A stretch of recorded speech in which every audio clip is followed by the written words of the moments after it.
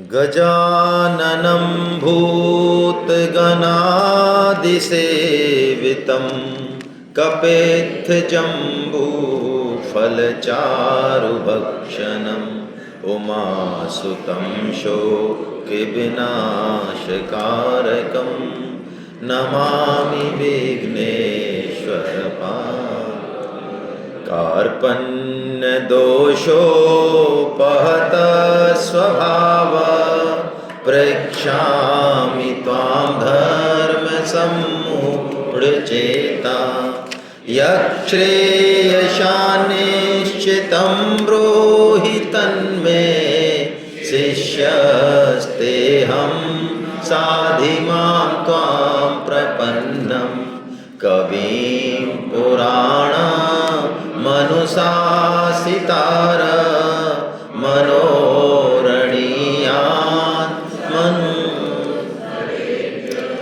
सर्वस्य धातारमचिन्तरूप मादेत्यवर्णं तमसः परस्ता। पश्यामि देवांस्तव देवदेहे सर्वांस्तथा भूतविशेषसङ्घान्। ब्रह्माण्डमीशं कमलासनस्थ वृषीश्च सर्वानुर्गांश्च दिव्यान्।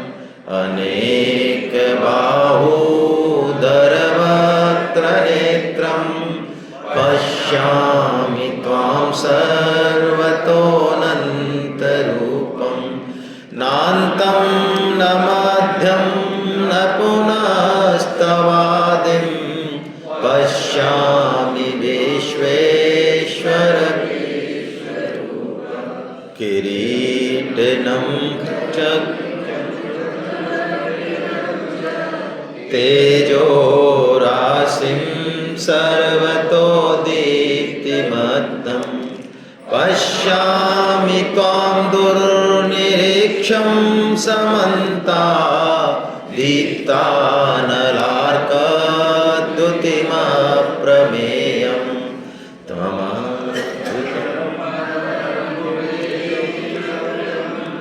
त्वमस्य विश्वस्य परं निधानं।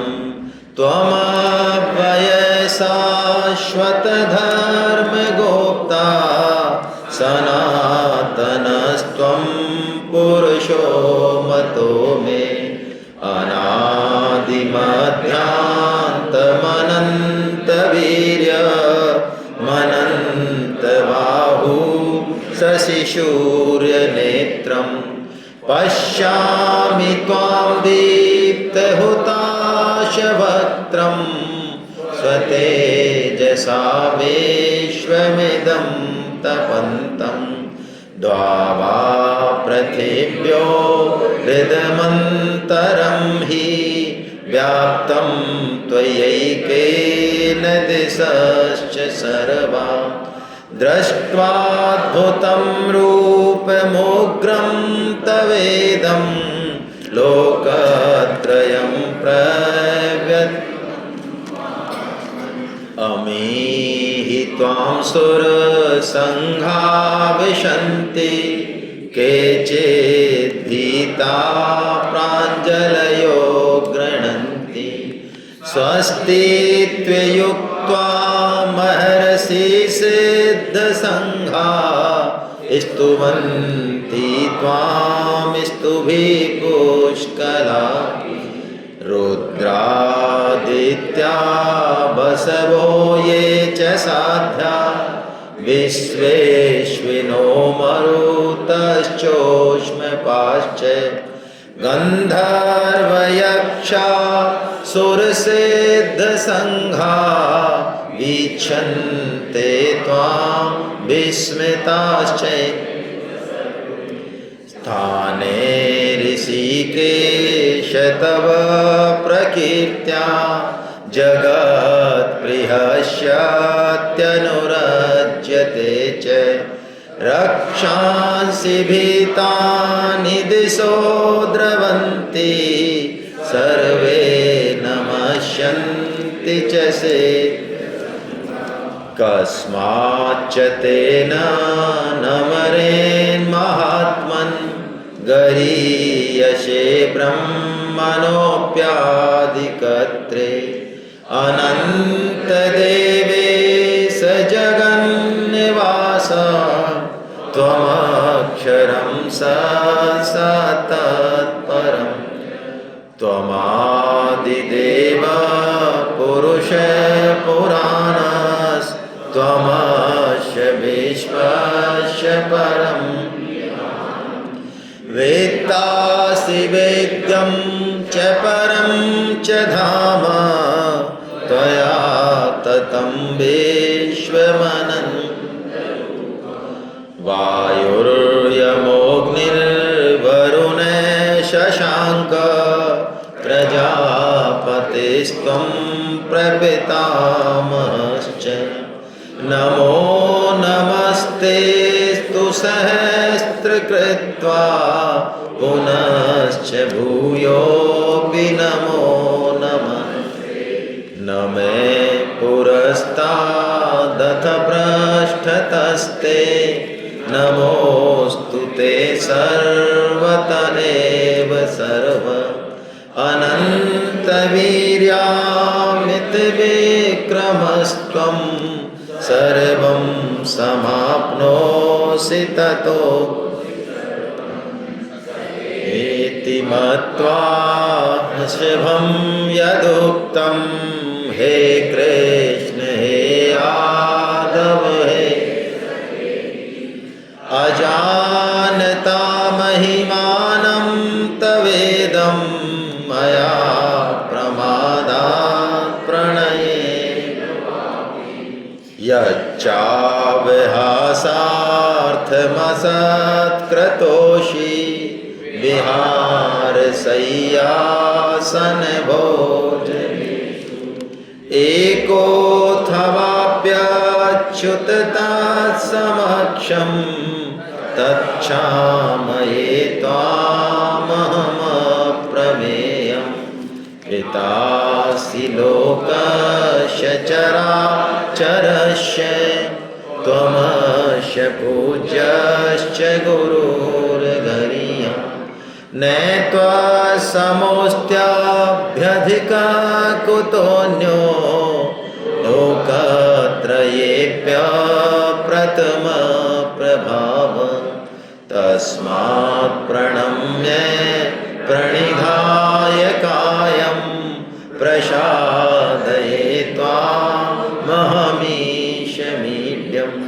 पितेव पुत्रस्य सखेव सख्यु प्रिय प्रियायार्हसिदे त्वमेव माता च पिता त्वमेव बन्धुश्च सखा त्वमेव विद्या द्रविणं त्वमेव सर्वं त्वमेव सर्वं मम देव देव। कैसी बढ़िया स्तुति है ये। देखिए गीता में 3 योग तो हैं, लेकिन गीता का जो मुख्य योग है वो कृपा योग है। भगवान जो सांख्य योग बोलते हैं उससे पहले कृपा योग घट जाता है। बिना कृपा योग के कोई भी योग प्रकट होगा ही नहीं। कैसे होगा? आप सोचें, बिना कृपा के हम गीता सेमिनार में आ सकते हैं क्या? नहीं आ सकते भाई। मैं हर सेमिनार में पूछता हूँ, कोई भी ऐसा महावीर हो जो खुद आया हो कि नहीं, उसको रस्सियों से बांध दिया गया हो, उसने कह दिया कितना ही बांध दो, मैं गीता सेमिनार जब तक नहीं करूँगा जब तक ना रोटी खाऊंगा ना पानी पीऊँगा और मैं मर रहा हूँ, मैं सोऊंगा नहीं। ऐसा है क्या महावीर? कोई नहीं है। रामकृष्ण परमहंस कहते हैं हम पत्नी के लिए रोते हैं, हम बच्चों के लिए रोते हैं, हम धन के लिए रोते हैं, हम प्रमोशन के लिए रोते हैं, हम झाड़ झाड़ रोते हैं स्वामी जी के सामने, ठाकुर जी के सामने। कुछ तो करो हमारा। लेकिन कोई ठाकुर के लिए नहीं रोता। कौन रोता है भाई? उसका दशांश भी हम रोने लग जाए तो ठाकुर जी तो तैयार ही खड़े हैं, कोई बुलाए तो सही। ठाकुर जी के हमको को बुलाता ही नहीं है, हम तो फालतू ही बैठे हैं। कोई तो बुलाए एक जना।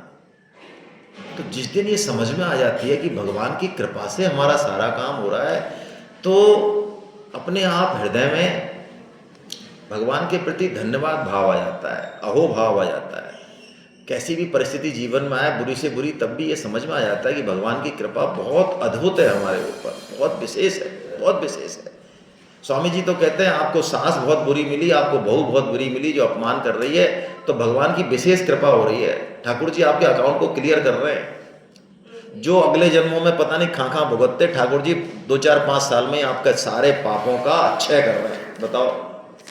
बताओ आपके ऑपरेशन होए और उसके बाद आपका हाथ पैर या अंग सही हो जाए तो आपको कैसा लगेगा? अच्छा लगेगा। कष्ट तो हो रहा है ना, ऑपरेशन करने में कष्ट तो हो रहा है ना, हो रहा है। लेकिन अब कांटा फंस रहा है, दूसरा आदमी कांटा निकाल रहा है। अब कांटा निकालने के लिए वो कह रहा है तू रुक थोड़ी देर, तेरा कांटा जहां गया थोड़ा सा नीचे से उठाता हूं मैं उसको, तो और जितना कांटे में दर्द हो रहा है उससे भी ज्यादा दर्द पट्टा कर रहा है। लेकिन कर दे भैया, कर दे यार थोड़ा सा। क्यों कर दे? क्योंकि पता है कि इसके बाद क्या होगा।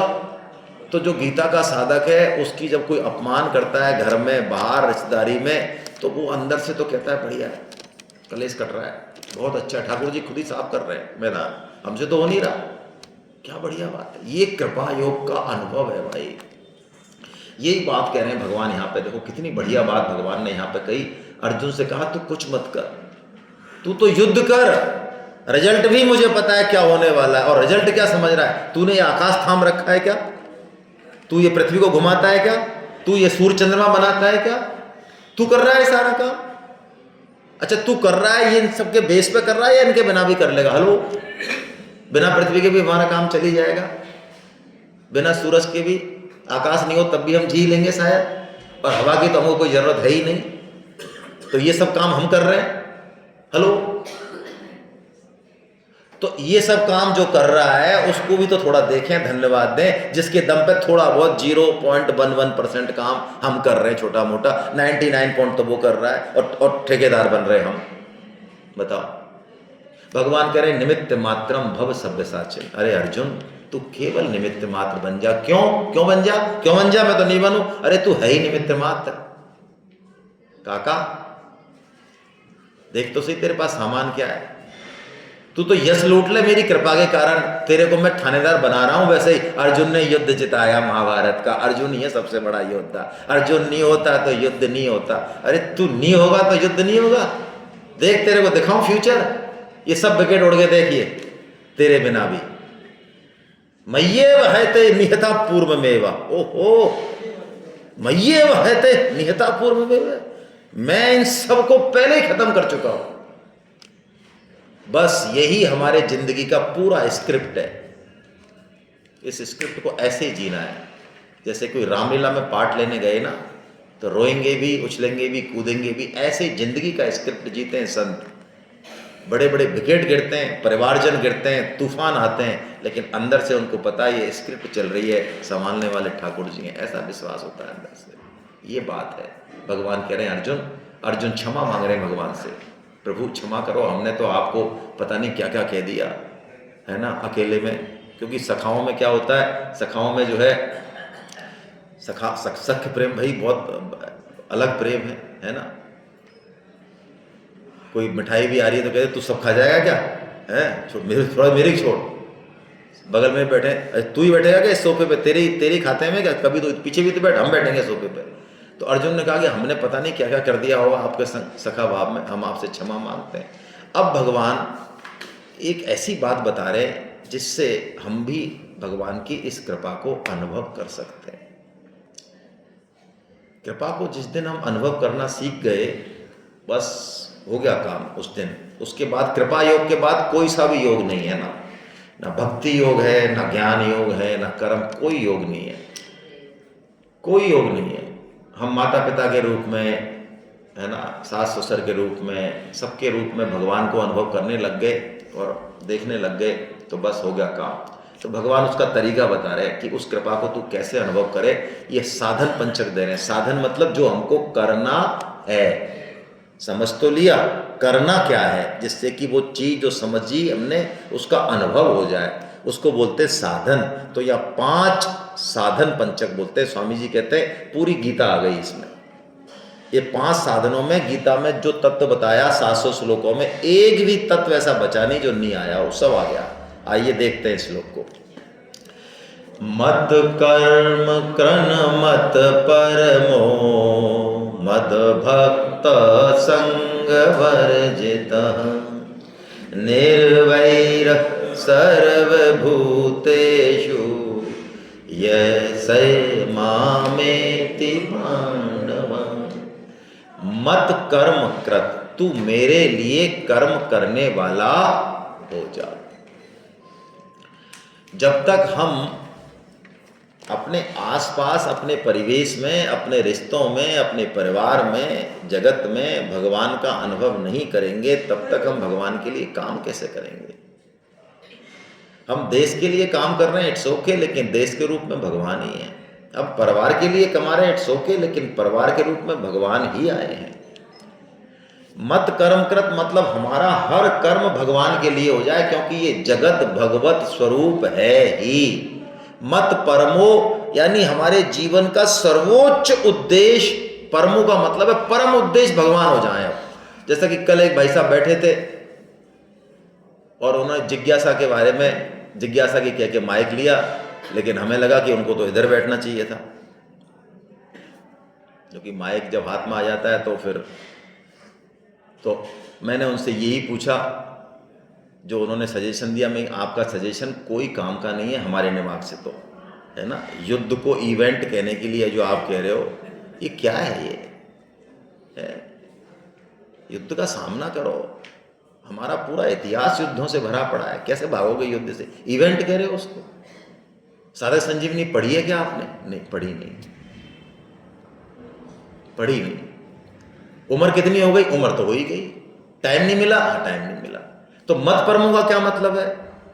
जैसा कि मैंने कल निवेदन किया, जिंदगी के जितने भी काम है, मथुरा घूमने जाना है, गोकुल घूमने जाना है, बरसाना घूमने जाना है, यहाँ परिक्रमा करनी, करो भैया, बहुत अच्छी बात है। ये बिजनेस करना, करो, जो कुछ करना है करो, लेकिन सबसे टॉप पे भगवान, क्योंकि ये सब बाया मीडिया हैं। ये सब बाया मीडिया हैं। यदि ये बाया मीडिया उसको अचीव नहीं हुए तो क्या मतलब है? 2 घंटे हमने श्रृंगार किया, सब काम किया, मेहनत करी, लेकिन जिसको रिझाना था उसको पसंद ही नहीं आया, क्या मतलब है?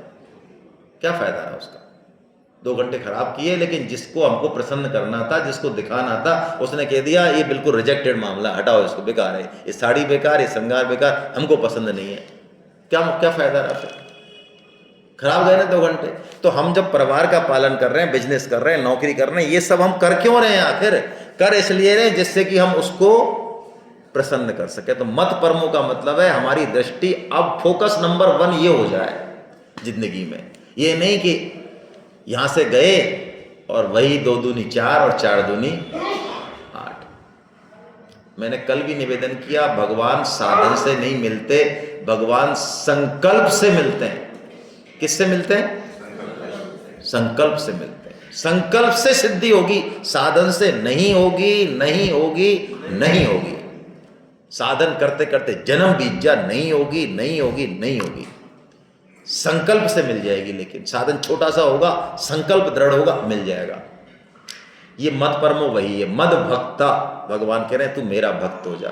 भगवान का भक्त का मतलब हमको भगवान प्यारे लगे, मीठे लगे। देखो, जब तक भगवान मीठे नहीं लगे तब तक ही कशमकश है। आज हम व्हाट्सएप में क्यों जाते हैं? क्योंकि व्हाट्सएप अच्छा लगता है। नई नई शादी होती है तो दोस्तों को छोड़ देता है वो, है ना। दोस्त कहते हैं पट्टा आज तो अब नहीं आएगा, पहले तो हमारे यहाँ बैठा रहता था, अब तो बेटा शादी हुई है ना, अब तो घुस गया घर में। 5-6 महीने बाद फिर वो आ जाता है वहीं उन्हीं दोस्तों के पास। वो कहते हैं कहो बेटा, हैं दोबारा? अरे नहीं यार, तुम तो हमारे ही हो, पुराने, तुम ऐसे ही, हम बीच में थोड़ा सा इधर उधर हो गए। तो भगवान की साधना का मतलब है भगवान हमको मीठे लगे, प्यारे लगे। मैं एक बात कहता हूं, जिस दिन आप अपना मानसिक तनाव या आपकी थकान गीता पढ़ के, सत्संग सुन के और माला जप करके उतार देना, उतर जाए आपकी, आप मान लेना काम हो गया आपका। अभी तो हमारी स्थिति ये है कि नाम जप करते हैं 2 घंटे तो उसकी थकान को व्हाट्सएप से उतारते हैं। अभी तो हमारी स्थिति ये है। जिस दिन हम भगवान का ध्यान करें, भजन करें, स्मरण करें, सत्संग करें, तो फ्रेश हो जाएं एकदम कि यार अपमान हुआ था, ये टेंशन आई थी, आधा घंटे योगेश जी का सत्संग सुना, स्वामी जी का सुना, आनंद आया यार, एकदम फ्रेश हो गए। इसका मतलब काम हो गया आपका। बहुत बड़ी बात हो गई। मदभक्ता संग वर्जिता। संग वर्जित मतलब अब संसार का संग छूट गया। अब जो पकड़ थी, संसार में रह रहे हैं, भाग कहीं नहीं रहे, ध्यान रखना, लेकिन जो पकड़ थी, जो आसक्ति थी, जिसकी भगवान मना कर रहे, वो इधर से छूट गई और इधर लग गई। अब काम हो गया। और एक सूत्र दे रहे भगवान, निर्वैर सर्वभूतेषु। ओहो, निर्वैर सर्वभूतेषु। गीता का भी काम करें, कोई भी काम करें, ठीक है, किसी से लड़ लें, भिड़ लें मर्यादा के लिए, लेकिन भैया अंदर से किसी से बैर नहीं पालना है। क्यों?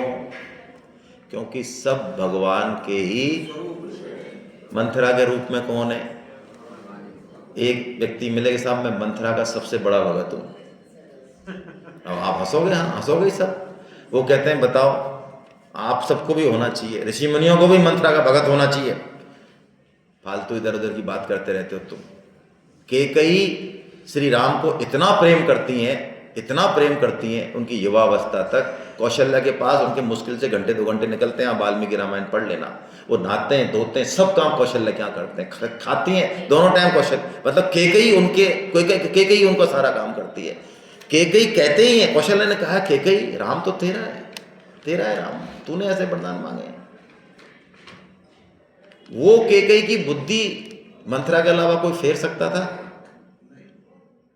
और यदि वो फेरते नहीं, मंथरा बुद्धि नहीं फेरती, तो बताओ इतने सारे ऋषि मुनियों को भगवान का दर्शन हो जाता क्या? है? अच्छी मिठाई हो तो खुद ही खा जानी चाहिए, बांटे खानी चाहिए? बांटे खानी चाहिए, मजा आएगा। तो भगवान श्री राम का अवतार हुआ है, तो अयोध्यावासी मजा लें और लंकावासी क्या करें, अरण्यवासी क्या करें, वो ठन गोपाल। तो कैकेयी ने वो प्रसाद को सब जगह बांटा। तो कैकेयी भक्त हुई नहीं हुई भगवान की। तो कैकेयी से भी अंदर से द्वेष नहीं करना है। भगवान श्री राम जब मिलने जाते हैं भरत, तो भरत देखते हैं कि सबसे पहले भगवान श्री राम माता कैकेयी के चरण छूते हैं। आप पढ़ लो, तीनों माताएं खड़ी हैं, कौशल्या भी खड़ी हैं, उनकी सगी माँ भी, लेकिन भगवान श्री राम सबसे पहले किसके चरण छूते हैं? बैर है क्या मन में? किसने भेजा है? भेजा कैकेयी ने। अच्छा, भरत उनकी आत्मा है, भगवान की हृदय है। भरत से प्रिय भगवान को कोई नहीं है ना? भगवान श्री राम को। शंकर है ना, भगवान शंकर का ही रूप है भरत। भगवान शिव के बराबर उनको कोई प्रिय नहीं है। लेकिन उस भरत को भी रामायण में केवल एक बार थोड़ी सी ताड़ना करते हैं भगवान। ताड़ना का मतलब शिक्षा। एक बार थोड़ा सा रोष प्रकट करते हैं, हल्का सा। जब भरत कैकेयी के प्रति कटु वाक्य बोलते हैं, तो भगवान श्री राम ताड़ना करते हैं कि खबरदार, यदि माता कैकेयी के प्रति कोई दुर्भाव रखा तो फिर ठीक नहीं होगा। उसके बाद वो समझ जाते हैं कि मेरे प्रभु का मेरी माता में इतना जबरदस्त भाव है। उसके बाद भरत माता कैकेयी के प्रति कोई शब्द नहीं बोलते। बोलो, ये है निर्वैर सर्वभूतेषु। हम भी ठीक है, हमारे कोई विचार में नहीं मिल रहा है, उसको अवॉइड कर दें। उपेक्षा शब्द दिया है शास्त्रों में, है ना? उपेक्षा मतलब उसका संग नहीं करें, लेकिन उससे बैर नहीं पालें, अंदर से उसके प्रति द्वेष नहीं करें। क्यों? यदि हमने द्वेष किया मान लो किसी व्यक्ति से, तो हमको अब भगवान पूरे नहीं मिलेंगे, उतने ही अंशों में हमको अधूरे भगवान मिलेंगे। संपूर्ण भगवान तब मिलेंगे जब हमको निर्वैर सर्वभूतेषु, क्योंकि भगवान इतने सारे रूपों में है। तो गीता प्रचार में भी कई बार द्वेष हो जाता है आपस में, है ना? तो गीता प्रचार में भी हमको द्वेष करना नहीं है। हरे कृष्णा। अब हम जल्दी से एक फीडबैक सेशन करते हैं। फीडबैक सेशन में